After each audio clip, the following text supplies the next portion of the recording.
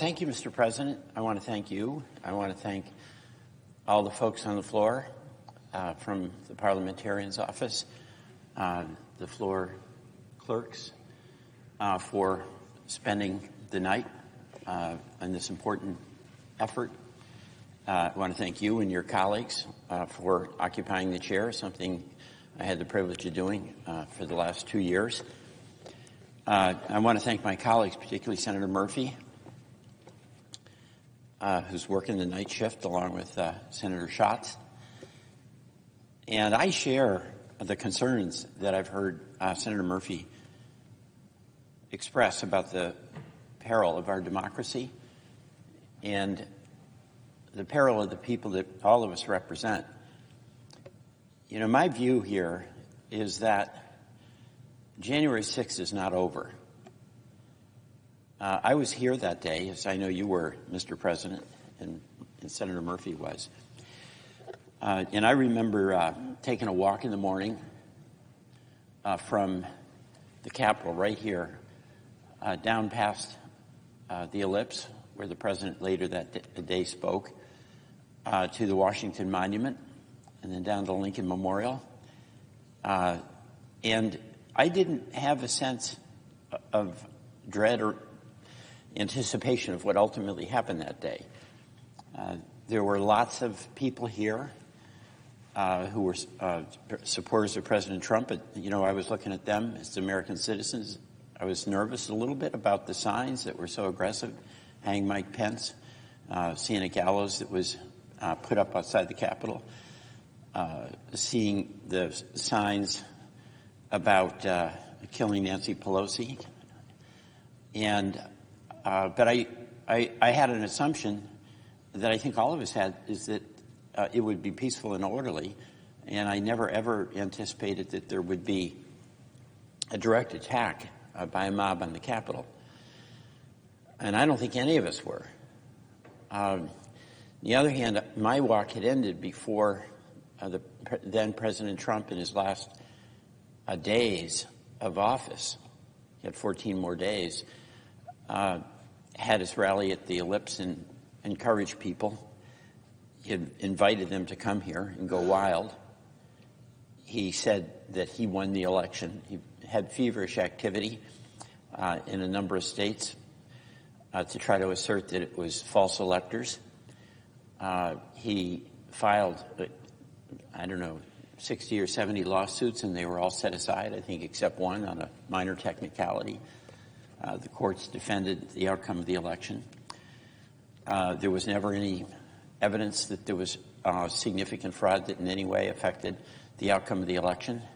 That's not me saying it. That was then Attorney General Barr coming to the conclusion that there was no evidence whatsoever that there was widespread fraud or any kind of fraud that was substantial enough to affect the outcome of the election.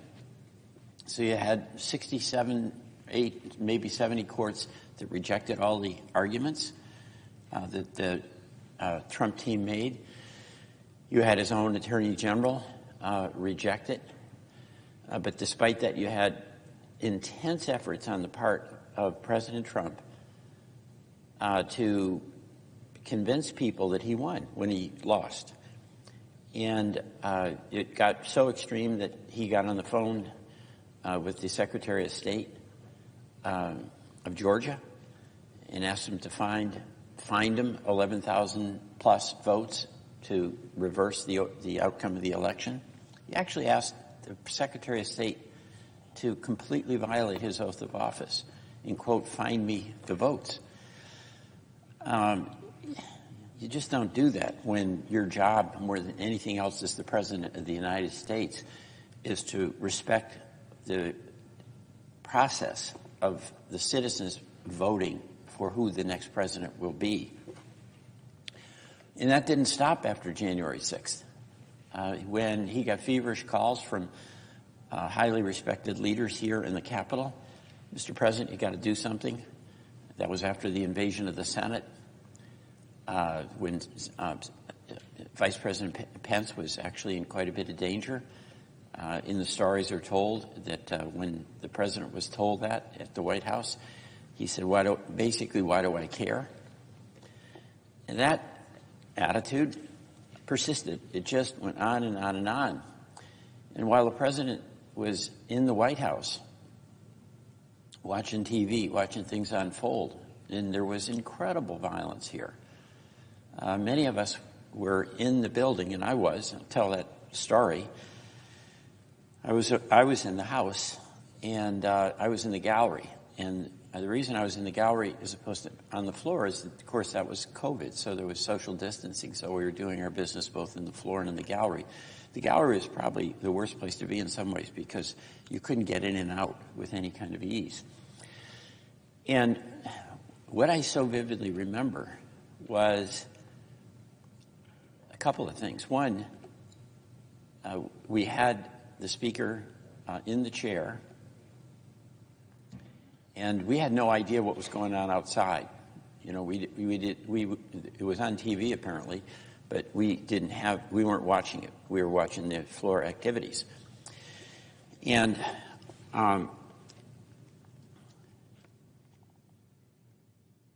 suddenly, the speaker was interrupted when a Capitol police officer came on the floor and interrupted and shouted that the Capitol was under siege and we were to stay in place and that we were to take out the gas mask, breathing apparatus that were under the chairs and get ready to put those on. Now, one of the things we still have in the Senate and we had in the House was a sense of decorum.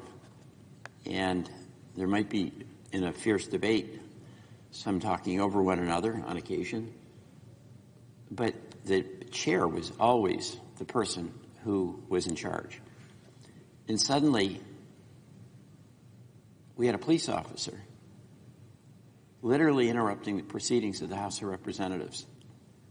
And I just thought to myself, how is this happening? And of course, he told us that we were under attack. We didn't know what that meant. I had taken that walk, a couple of hour walk earlier in the morning, and I saw a lot of very aggressive activity, but I thought it was peaceful. By the way, the one thing I did see that didn't mean all that much to me at the moment, but meant a lot to me after all the events unfolded, was there were about 3 groups of people that were marching in military formation, and they were singing anthems, which were pretty vulgar about what to do to Nancy Pelosi, but they were in a military lockstep. It was all civilians, or so I thought. But it was a formation that I later in the videos saw was used to overwhelm the Capitol Police who were at the gates, the racks that were surrounding the Capitol.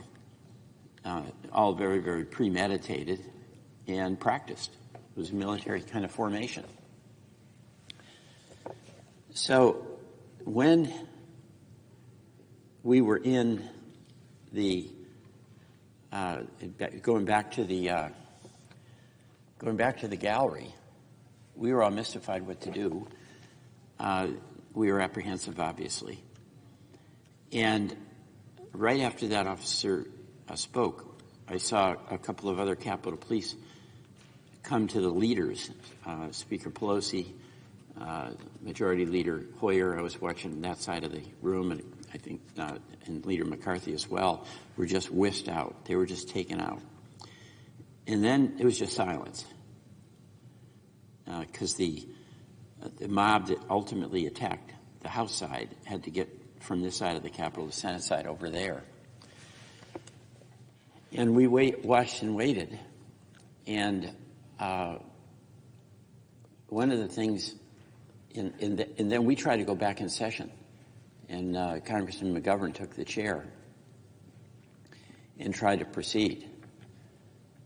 And I think part of it was that even though the police officer had told us that the Capitol was under attack, we wanted to get our job done. It was January 6th. We had to certify the election. It's a pretty easy job because our job is not to have a debate about who won the election. It's just to validate the vote of the citizens of the state we represent so that their will be officially recorded and the person that the people of this country and all our 50 states elected will be certified. Very, very simple. And as Mr. McGovern was attempting to proceed, there was more and more alarm. And I watched as our security staff began taking heavy furniture and putting it up as a barricade against the doors. And the doors I'm talking about are the ones the iconic doors, where when the President of the United States is escorted to the of the House to give an address to a joint session of Congress, with the great ceremony and tradition that we have, is escorted over by the Sergeant at Arms, and who announces with great fanfare, ladies and gentlemen, the President of the United States. Well, those doors are barricaded. And at this point, we all began to hear battering at the doors, those very doors, banging and banging and battering. And then I saw something else I'd never seen.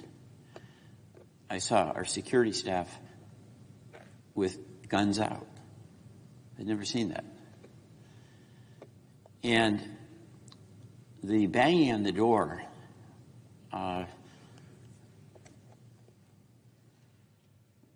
then eventually the shattering of glass on these doors on the house side that are right over there, the comparable ones. And I saw this pole coming through the door itself where the person with the pole had managed to shatter that glass. And there were a number of us up there in the house. And all of us had different levels of fear. And one of the fears that I think a lot of us had is that this is possibly a mass shooting event. All of us know that the tragedy of modern life in this country is that their mass shooting events are all too common. But this is one of the most vivid memories I have. I was standing there and having no idea what was going to happen, but seeing that the police had their firearms out and hearing the glass shatter. And as I was looking at this and I was feeling actually personally fearful, as we all were, I had another feeling that was even more dominant than my apprehension about our safety. It was disbelief. Even as I was watching, even as I was experiencing this attack, the breaking of glass, the banging on the doors, the security folks putting up barricades, having guns out, I didn't believe that it was happening. I didn't believe it. And the reason I didn't believe it is that this is the United States of America. We have been able to enjoy something that apparently we took for granted for our nearly 250 years, and that's the peaceful transfer of power. That's the renunciation of violence as a means of affecting the outcome of election. It was shattered that day on January 6th. So, of course, later we found out that there was a huge mob outside, and they did an immense amount of damage. I know they came over here and ransacked the Senate and some of the offices, including the parliamentarian. We had police officers who died. We had many of our Capitol Police injured. and that I want to just talk about one police officer who was in the Capitol with me. It was a young man. He was probably about 35, and I've been talking to him a little bit. He had 2 kids. He commuted into work, and as many of the folks who work here, they can't live close by. It's too expensive. They work hard, but it's a tough grind. You've got to commute maybe an hour in heavy traffic, coming in, coming out, especially folks with a young family. And he was literally standing over me when I was on the floor with his gun out. And as you know, in the gallery, it's like in the Senate chambers, there are all these doors around the gallery, and they were not all secure, although we did have some Capitol Police up there. And the apprehension all of us had at that point was that there was going to be a mob coming through those doors and attacking us directly. And this officer, a young man, had his weapon out. And he was intently surveilling. And I could just see, or maybe I'm imagining, what was going through his mind.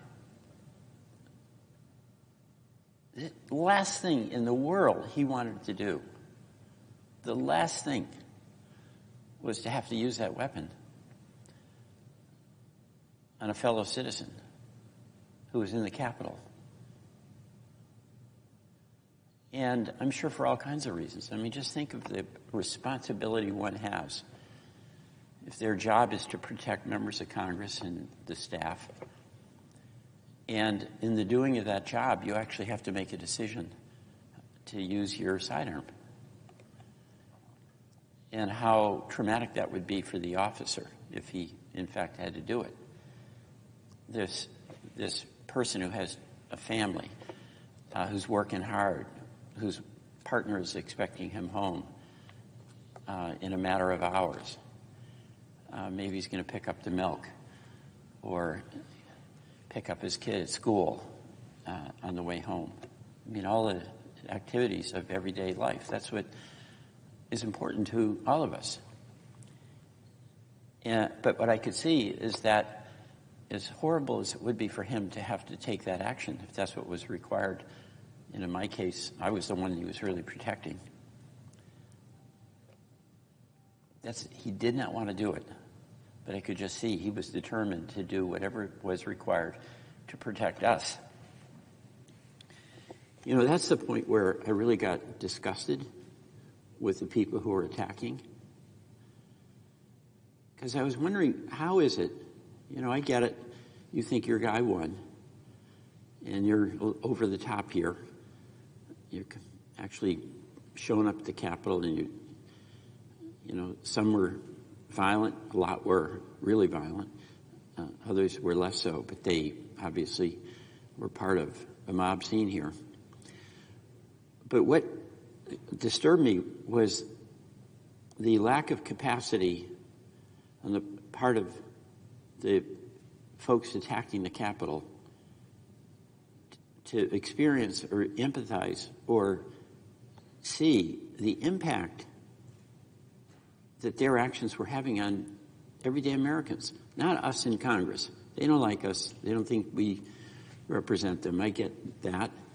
But what I don't understand is how a grievance you may have against members of Congress on that day, or the vice president, or the actors who are going to actually do the certification, how you would allow yourself to be part of a group that did such harm to, in this case, that officer who was standing over me, to put him in such jeopardy, to cause him such anguish and trauma. You know, there's just no justification. We have an obligation to one another.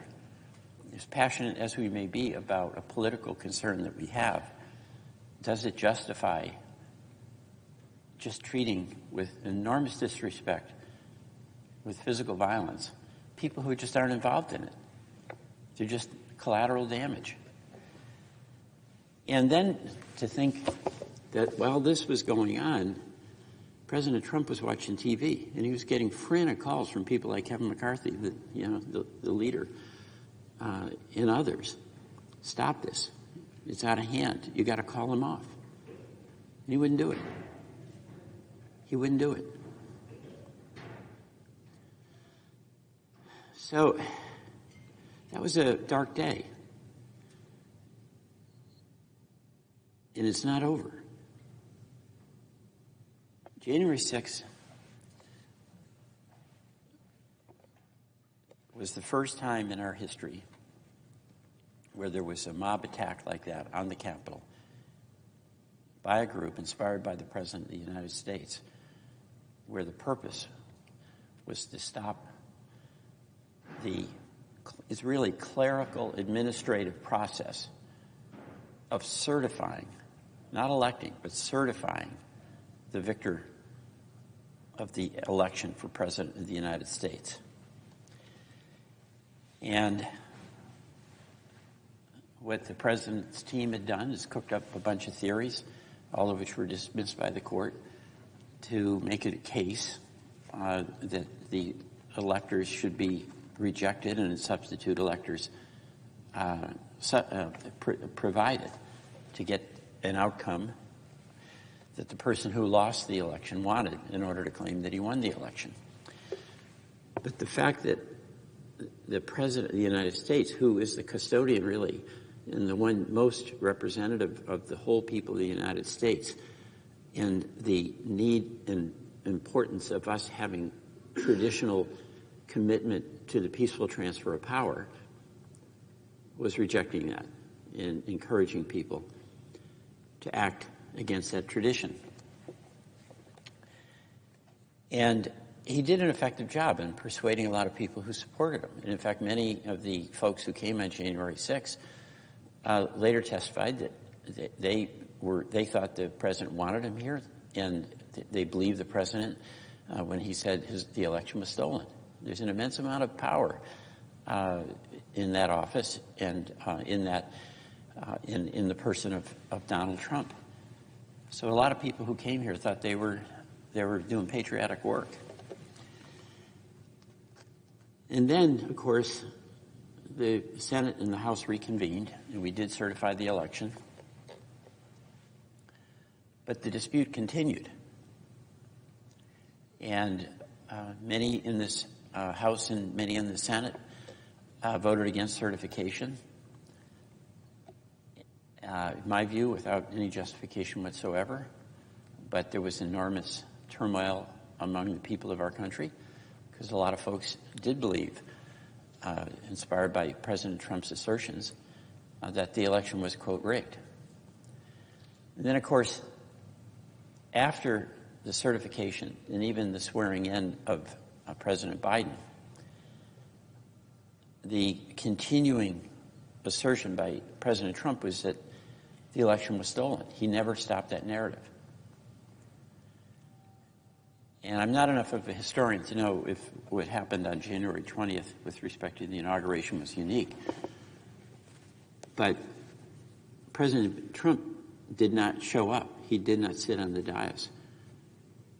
And the tradition that we've had, of course, in this country as part of the peaceful transfer of power is that the outgoing president does sit on the dais and acknowledge the arrival of the new president elected by the people. And it's a wonderful ceremony because it reminds us that the power that a president has is derived from the will of the people. And it's temporary. It's while that person is in office. They hold the power of that office until they don't. So I've been to a few inaugurations, and the only one I've been to where the outgoing president wasn't there was that one. You know, and another thing is so incredible. The first inauguration I went to was in 2008. And of course that was George Bush, a transfer of power to Barack Obama. And the ceremony that I remember most vividly was not what happened on the dais in the taking of the oath by President Obama. It was after. The president takes his oath. Following that, he comes into the building, the Capitol, and there's a dinner with legislative leaders and others, the guests of the president. And a lot of fanfare, a lot of people around. But after all that happens, on the East Steps,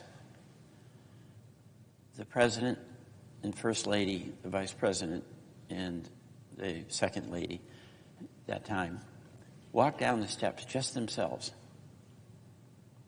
And on each step is a uniformed military person from each one of the service branches.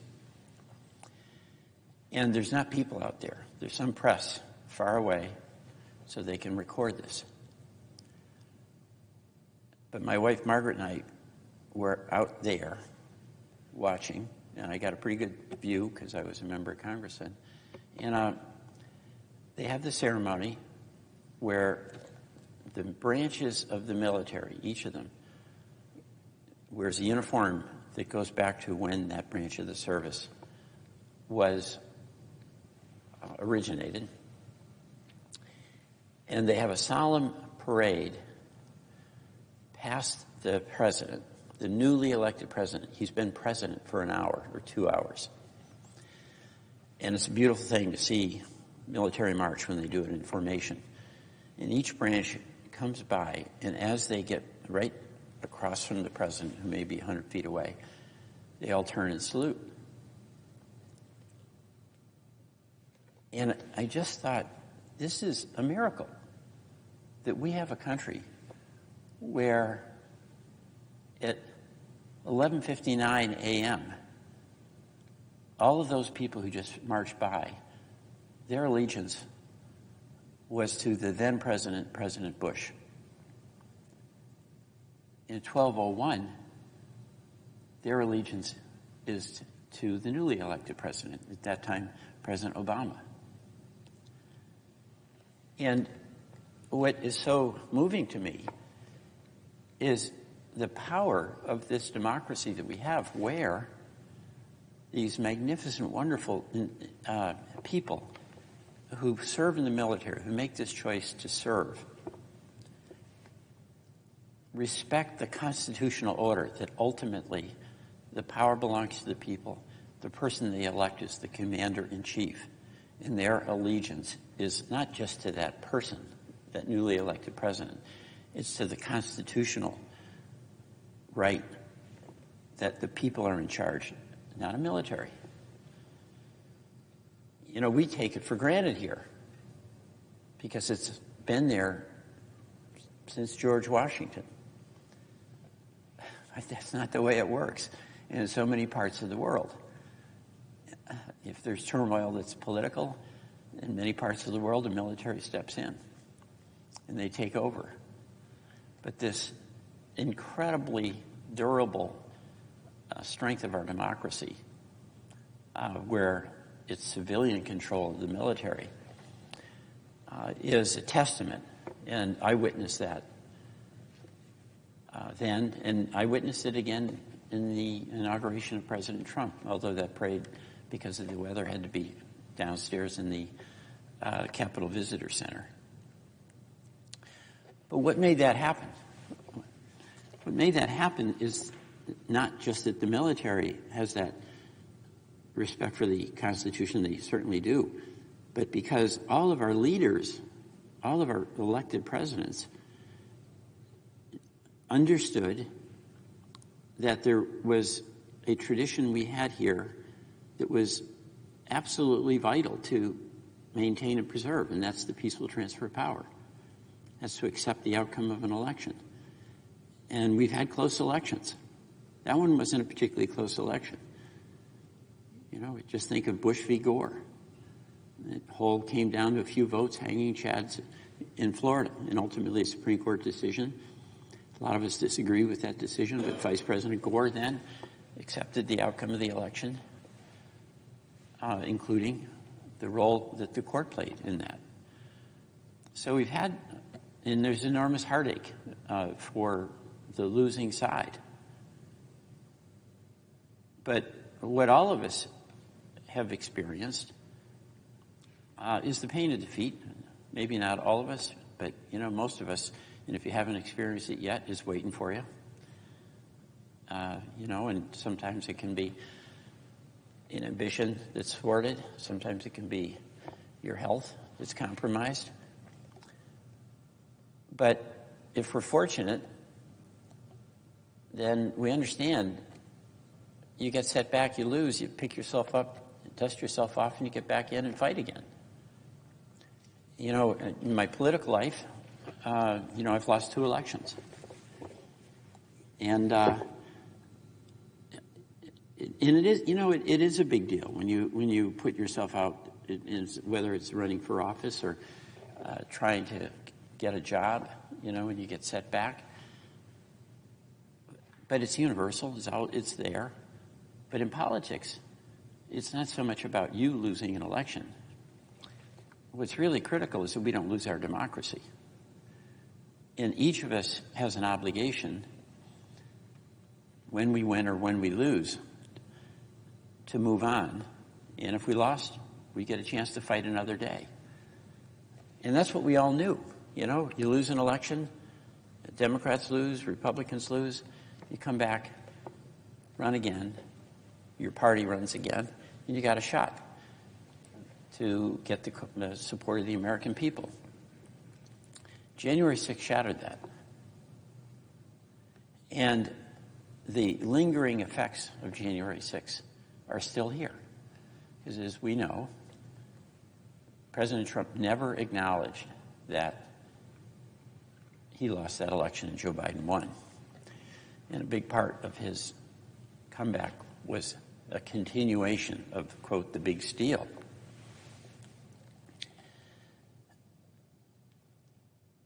And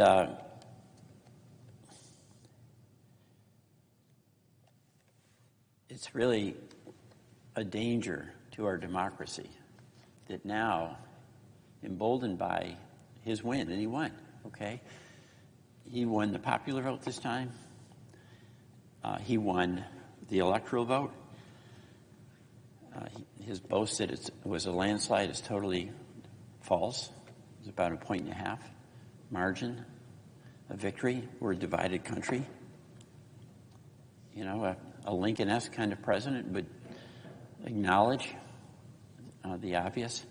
It was a close call for the American people that he won, but his job is to represent everybody, whether they voted for him or not. And I think, all of us in the Senate, Mr. President, if we won, we're here, we're really happy that we got the approval of the people we represent.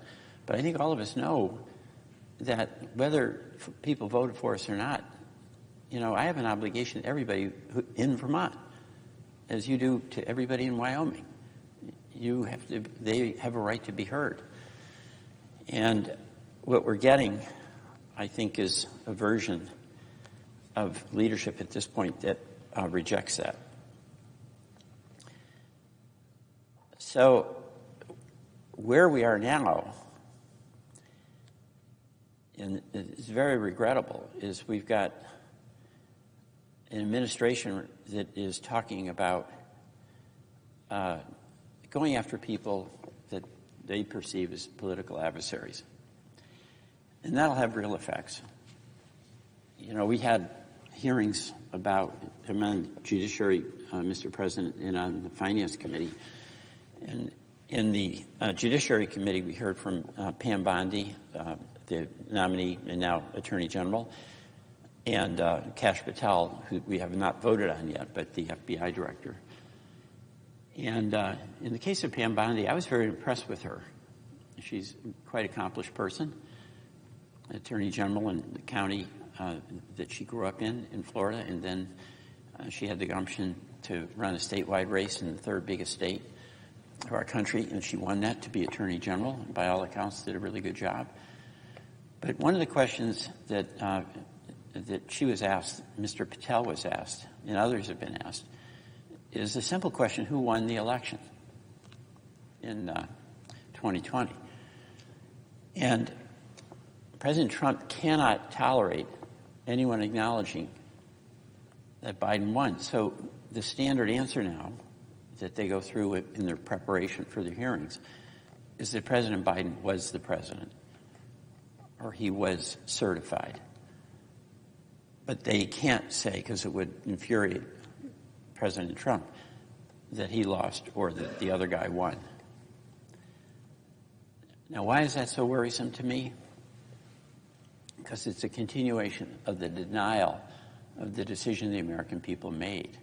The insistence by the president that an individual that's going to serve him not acknowledge who won the 2020 election is an indication that first and foremost the president's demanding fealty to him as opposed to fealty to the Constitution. Now, we're in the first whirlwind weeks of a new presidency. And I'm alarmed. I'm alarmed at what appears to be a disregard for the law on the part of President Trump. Number one, the order the president sent out impounding money that was appropriated by Congress is a direct challenge to the institutional responsibility and authority of the United States Senate in the United States Congress. Under our Constitution, Article 1, the Congress has the power of the purse. The Congress decides how to raise money. The Congress decides how to spend money. We had a president in the past who tried to end run that and take away the power that the Congress has. And that, of course, was President Nixon.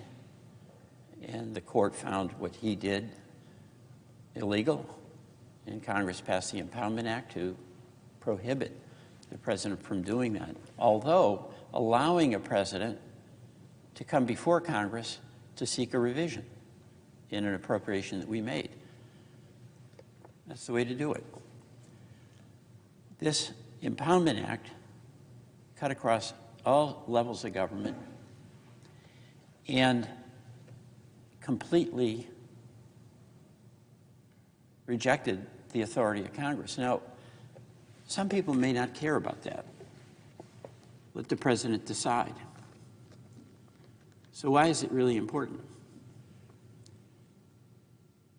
Just as the peaceful transfer of power has been a hallmark of our democracy and has served us well,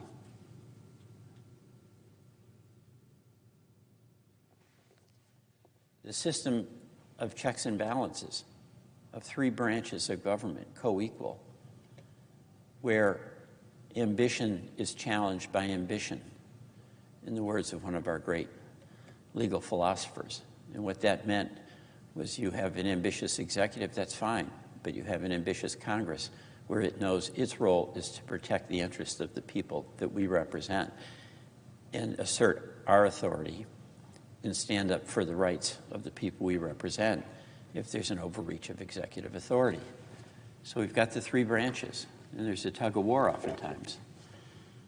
But the last thing in the world any of us can do, in my view, as United States senators, is to abdicate our responsibility under the Constitution to be a separate branch of government. For me, that would be a violation of my oath. And where you have a direct challenge by the executive, as you do with the Impoundment Act, that memo that the president sent out, basically picking and choosing which appropriations he's okay with and which he isn't. That's a direct challenge to the authority of the Congress. And as I say, this is not about us individually needing authority. It's about good governance. It's about the constitutional principles of how, as a large and diverse country, we navigate the political questions that have to be addressed in every generation. questions about war and peace, that we do everything that is within our power to protect that separation of powers and stand up for the institutional responsibilities of the United States Senate. You know, that the other aspect of this that's very disturbing to me is reminiscent of my experience when I was in the gallery with that police officer, that young man who wanted to go home to his family and who was now in enormous jeopardy, if not physically, the trauma of what he had to experience and what may have been required of him to do. There's a kind of callousness to that on the part of the attackers, where he's just erased. His feelings don't matter. Whether he gets home with the milk that he promised to bring, whether he gets there to pick up his child at soccer, it doesn't matter to them. What reminds me of that is the impact of this impoundment and what it did to everyday people. And of course, I'm talking the impoundment, but also I'm talking about the letter that went out telling people who were working in countries like Malawi. They're working for us with USAID. They're working in Rwanda. They're working in Ethiopia. They're providing food to people who are starving, and providing vaccines to people who may be sick. They're teaching young girls. I was in Malawi with Senator Murray, and this young, beautiful young woman, young girl really, she's probably 12 years old, at a school that USAID had put up. She came up to Senator Murray, threw her arms around her, and just thanked her that there was this school. She could go to school. But this letter went out, an email. You wake up, open up your inbox, and it says, you no longer work. You're done. How cruel is that? It's cruel to this person, a U.S. aid worker, whose life is to serve. That's why they're in USA. That's why they're in USAID. They get gratification from serving. You take that away from them. But then think about that young girl who threw her arms around Senator Murray and is thrilled. Here she is in Malawi. It's one of the poorest countries in the world. And she is thrilled that she's reading, that she's thinking maybe I could be a doctor. She's thinking that she can have a big life and be independent. And that teacher who has been showing up for the past several months doesn't appear. And there's no explanation to her. That's happened in country after country after country, and aid project after aid project after aid project. So there's a cruelty here that is just, it's just bad for us. I mean, that's not how we treat one another, no matter how much we disagree on politics. So that actually makes me sad about what's happening. You know, there's really large issues here that affect us. I was listening to Senator Murphy, and I thought he made some really terrific points, you know, about our democracy, about what dynamic is happening here with this new administration, about the wealth transfer that's happening. And you know, I'll give President Trump this. He did tap into a lot of heartache and a lot of anxiety and a lot of concern that people around the country had. They didn't like the way things were going, and they felt, I think, economically, they weren't getting ahead despite working really hard. I think that's something that he tapped into. And I think to some extent, we Democrats did not do the job on the securing of the southern border, in as much as we did with many of the initiatives, economic initiatives of the last administration. There's a reality that confronts all of us, Republicans and Democrats, that if you're a young family and you're trying to buy a house that's out of reach, the health care that you used to be able to count on is getting incredibly expensive.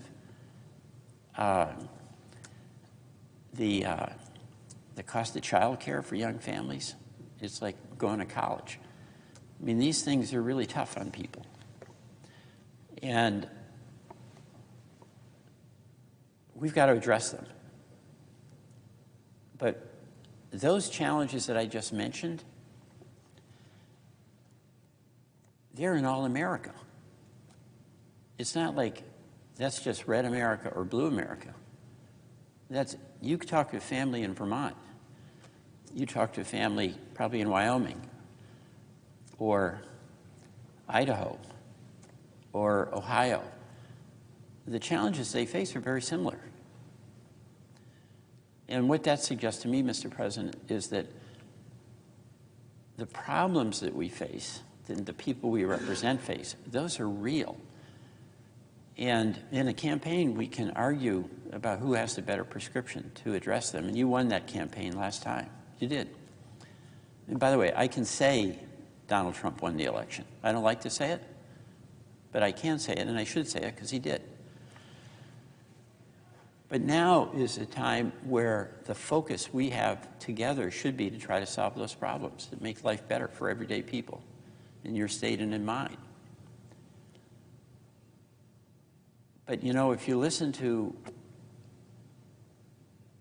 the inaugural speech of President Trump, I didn't hear any words about housing. I didn't hear any words about child care. I didn't hear any words about clean air. I didn't hear any words about strengthening rural hospitals. All those things that we share in common and are real challenges, they weren't talked about. The big emphasis was on these tax cuts. And, you know, those tax cuts will help some everyday people, some of them, but an immense amount of the allocation of those tax cuts is going to go to folks who are doing really well and our corporations that are doing really well. And those tax cuts are going to come and be paid for by cutting into some of the services the government provides through the private sector oftentimes to the citizens in every one of our states. And Senator Murphy went through a lot of those. I mean, the House is now taking the lead on this tax bill. They're trying to come up with ways to cut the spending in order to pay for the tax cuts. And Medicare is in jeopardy. Medicaid is in jeopardy. Child care, to the extent we help, is in jeopardy. So there's a real wealth transfer that has been built into this major agenda item. The other aspect of this that is disturbing to me is just the impact that it has on people in Vermont. And there's a lot of turmoil for our businesses and for our service providers. Let me just talk about some of the effects of these across-the-board cuts that the president is talking about and how it would affect Vermont. It would freeze funding for Head Start. And as you know, that's like 1,200 kids in Vermont. It really makes a difference in them getting off to a decent start. And it's poorer kids, oftentimes don't have the nutrition that they need. And a lot of these kids, with the benefit of Head Start, go on to become very successful people. A freeze in funding for community health centers. You know, when the administration sent out that directive saying really freezing funding. One of the community health centers we have is the Wells River Health Center, Community Health Center. And I was talking to the director, and they provide health care for people in what we call the Northeast Kingdom, and it's a very low-income part of our state. Very, very hardworking and proud people. And they have an operating cash margin of like 0 to 5 days. So when the funding is cut off, and of course the website to get payments for the website to find out what was going on was closed down, just unilaterally. Something Mr. Vought thinks is a good idea. When that happened, the director was in an incredible bind. He had workers who were showing up. He had moms who were bringing their kids in for a dental appointment they've been trying to get for 7 months. He had support staff that had been working there for years. And with this directive, they couldn't pay the bills. Okay, so I'm not even quite sure what their status is right now, but that directive imposed on the director of the program this horrible decision where he had no capacity to have any confidence whatsoever that he could meet payroll. So why would you do that? You know, if you have a plan where you're saying, hey, we're spending too much money, we've got to figure out how to tighten our belts, and then you take some time to have a plan, there's some consultation with the agency and the people who are affected, that's a responsible way to proceed. But just a bolt out of the blue, you open up your inbox and you're told you're shutting down, and then the ripple effects that has in a community. And then, of course, people who work there have to make their plans because they can't wait indefinitely to get the decision as to whether they will or won't have a job, whether the community health center will stay open or it will close. There's a lot of destruction that goes into an action that the administration took with that. You know, we had a couple of round tables because people were really, really stressed and calling all of our offices. And we're a small state like you are, Mr. President. And, you know, one of the privileges that I think you and I both have is being a senator in a small state. We really get to know an awful lot of the people we represent. And I know I've talked to you about this, and the great joy we get is in that interaction with the folks we represent. And that's whether we agree with them or not, whether they voted for us or not. But it also makes it a little more painful because it's very real. It's not abstract. So I'll just tell a few stories about some of the Vermonters that got affected. Sarah Robinson with the Vermont Network Against Sexual and Domestic Violence. She said, federal funding in Vermont supports emergency shelter and hotline services for victims of domestic and sexual violence. They get a call in the middle of the night. It's a woman who's getting battered, and they respond.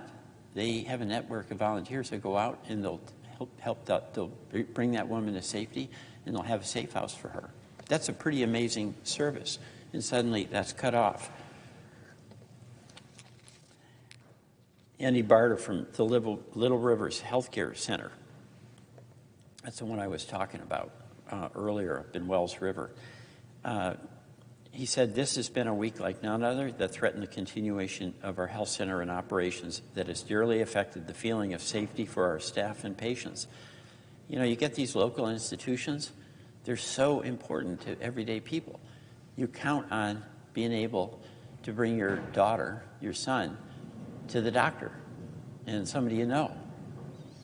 I mean, again, Mr. President, I have such respect for you and admiration in your career as a physician and the healing that you do, and I know, you know, the joy you get in that service.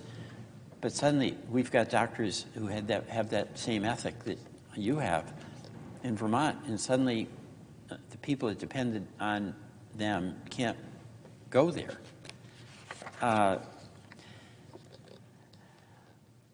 Vermont State Representative Kate Logan works at Elevate, said, our agencies are serving 78 young people, youth, and if they don't get the resources, they're not going to be able to continue their services. And this is about housing and homelessness. And of course, that problem in Vermont, like in all of our states, has increased very, very significantly. Sonali Samarasinji, U.S. Committee for Refugees and Immigrants, said, we have 79 families in temporary housing. This is very challenging for us. We don't have the funds, and it's a public safety issue because there's homelessness and we don't have the funds to go on paying their rents. I mean, this is not new funds they're seeking. This is the funds that they've been authorized and have committed. And boom, out of nowhere, they're told they're out of business. Karen Price, the Vermont Family Network, she said the executive order and the memo has thrown all of our funding that we have relied on into disarray. We suspended all of our planned activities. We talked about furloughing our employees.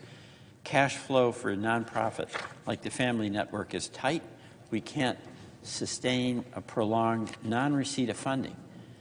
Every day since Tuesday has been filled with anxiety and uncertainty. Steve Schmida from Resonance. They do a lot of work with USAID. He told me 70% of our work is with the USAID in the State Department. Before the Secretary of State's and Secretary Marco Rubio's foreign assistance stop work order, 62 of those have now been laid off. This is in the inbox. You're not working anymore. It's no different than if we went home tonight, each one of us had a nice meal with our family, went to bed looking forward to resting and getting up and facing today, got up, and boom, in the inbox we're told, don't show up for work. So the two features that I've seen so far in this administration, it really is a continuation of the January 6th ethic, is a willingness to disregard the law, the shattering of norms, and a casual infliction of cruelty for no reason on everyday Americans who just want to keep doing the job that they have and do the work that needs to be done. So, Mr. President, I yield the balance of my time.